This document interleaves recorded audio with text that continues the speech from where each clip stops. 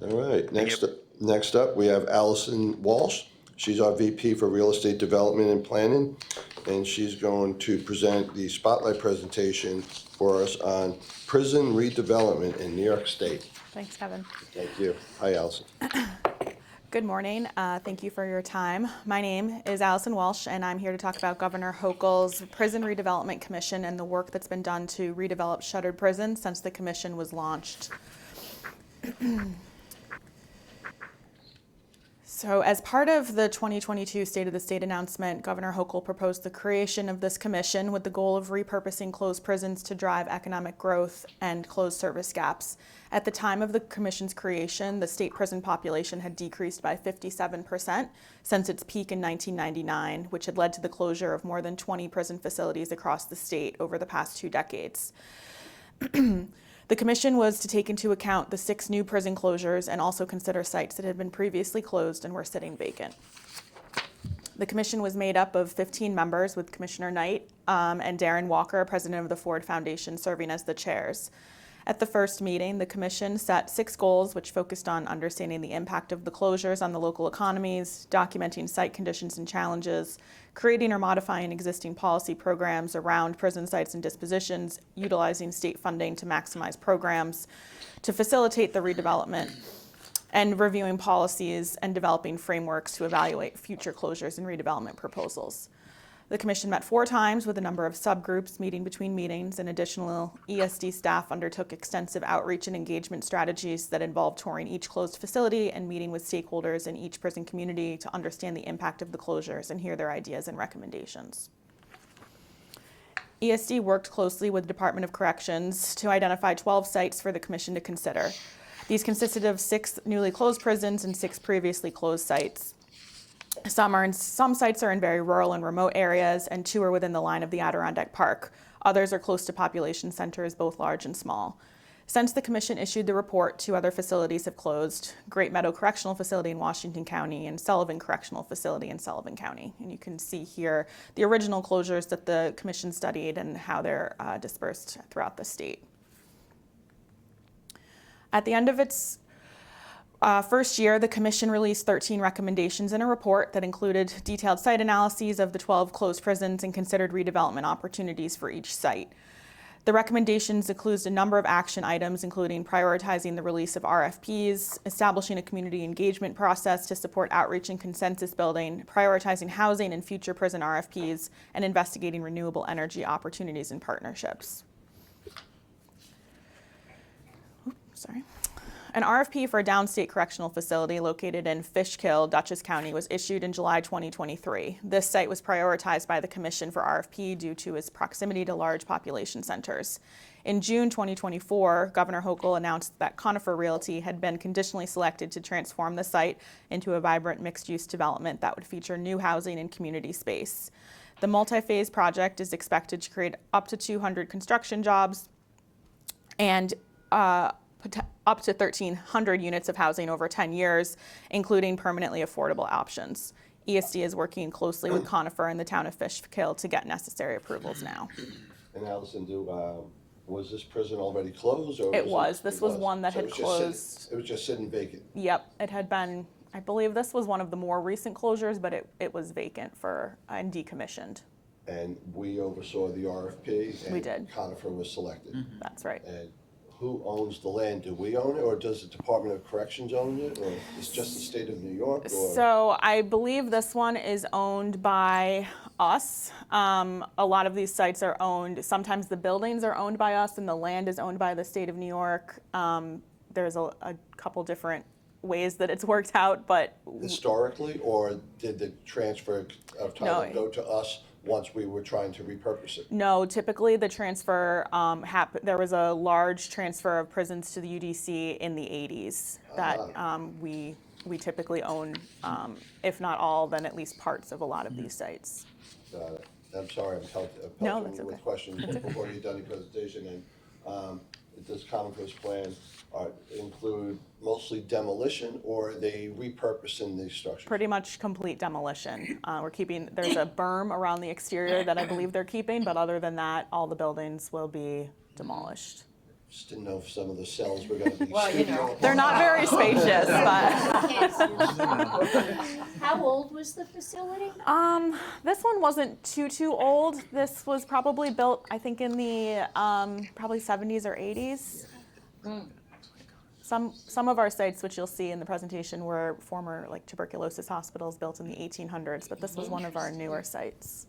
And what's your plan call for? Is it all housing, is it mixed use? It's primarily housing. I think there'll be some retail involved, possibly like a supermarket or things like that. That we're definitely still in the process of figuring out the full site plan with the developer and the town, but primarily housing with an affordable component. So the Conifer is going through the entitlement process now with the municipalities. Yep. And is it gonna be rentals, ownership? A mix, primarily rentals, but with some ownership involved as well. Market rate, all affordables, or A mix as well. A mix as well. Yep. I think I don't remember the exact ratio, but the RFP required a affordable component.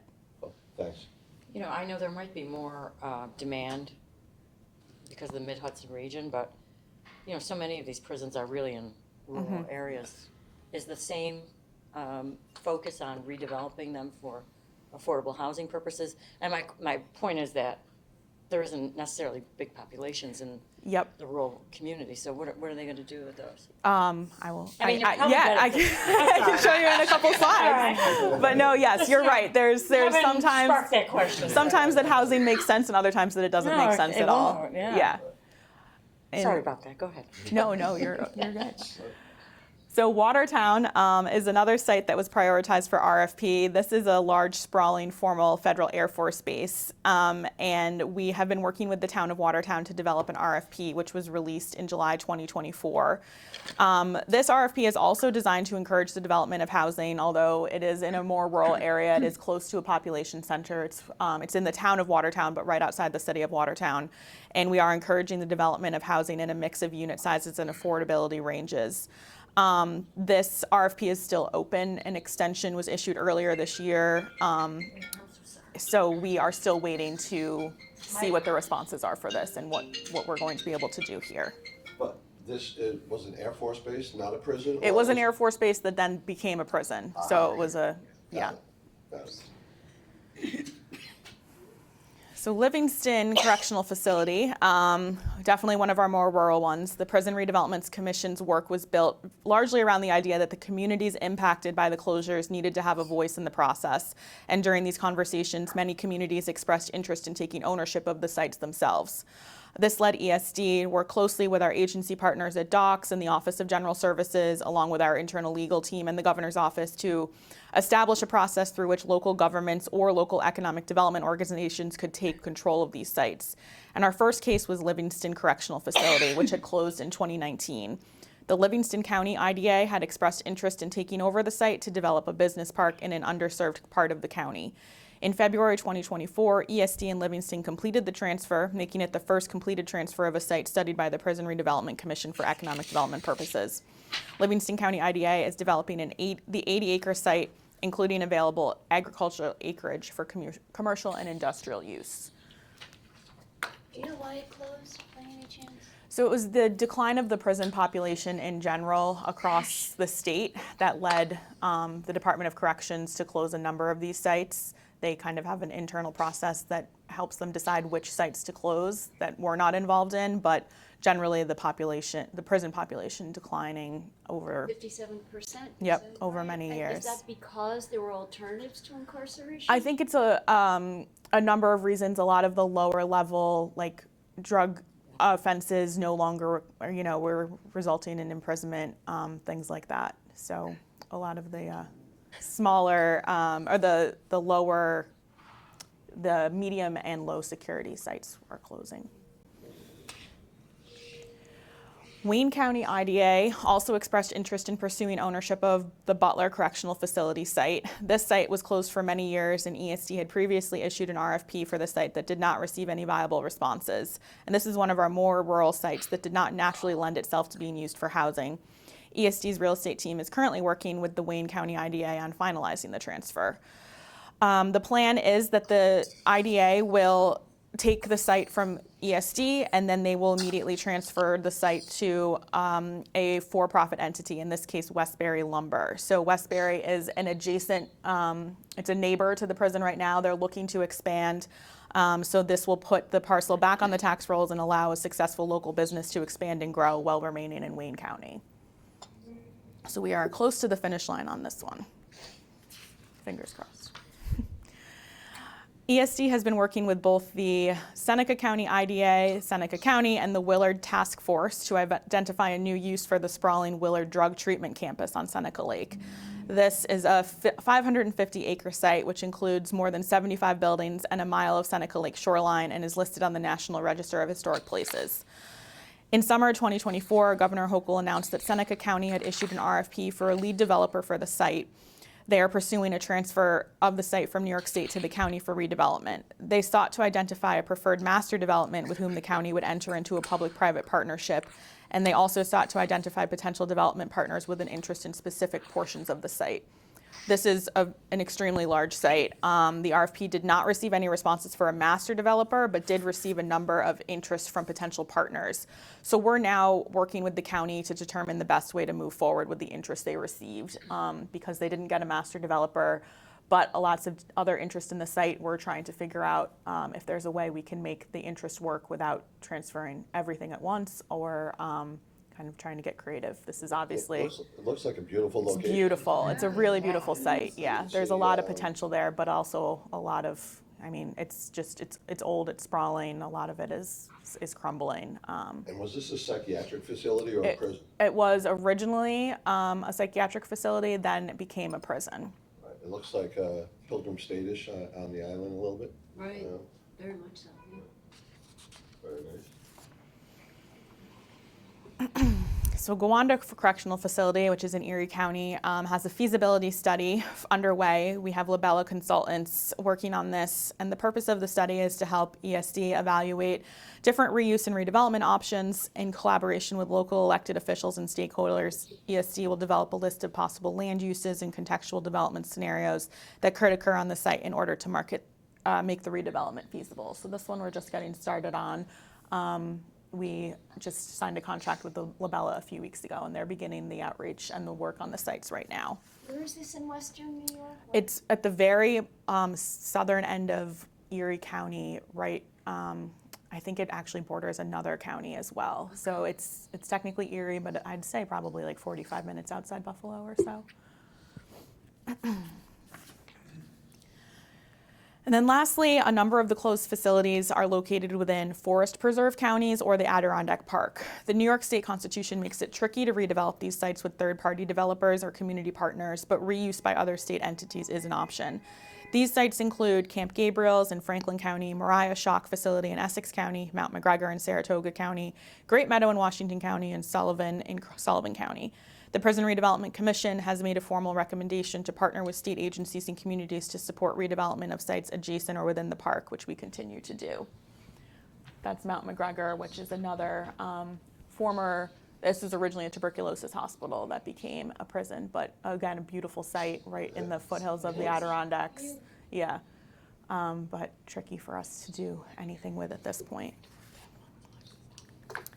So that's the conclusion of the presentation and the sites we're currently working on. My colleague Katie and I handle all the prison sites outside of New York City and most of ESD's upstate sites, and we're definitely proud of the progress we've made on these prisons, and we're fortunate to work with really great colleagues at DOCS and OGS and within ESD to make it possible, and happy to answer any other questions you might have, or if you know anyone interested in a prison site, let me know. That's great. Well, thank you, Allison. Since we do a lot of our workforce training through ESD as well, I'm wondering, have all these prisons been closed for like decades?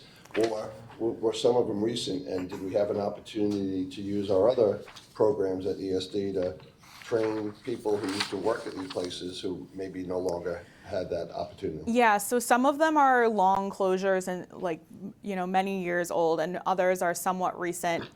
Docs does, when they do closures, they ensure that they don't fire anyone as a result of the closure.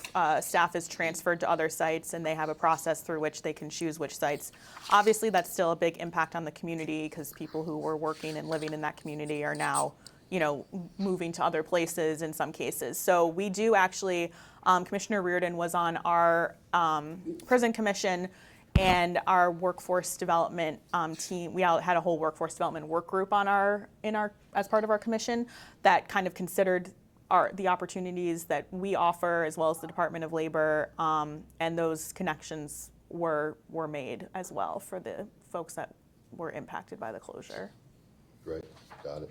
Is there a historical relevance to, particularly the one in the Adirondacks? I mean, I took a boat ride to Alcatraz. It was interesting. Yeah, right. So that's been raised as well.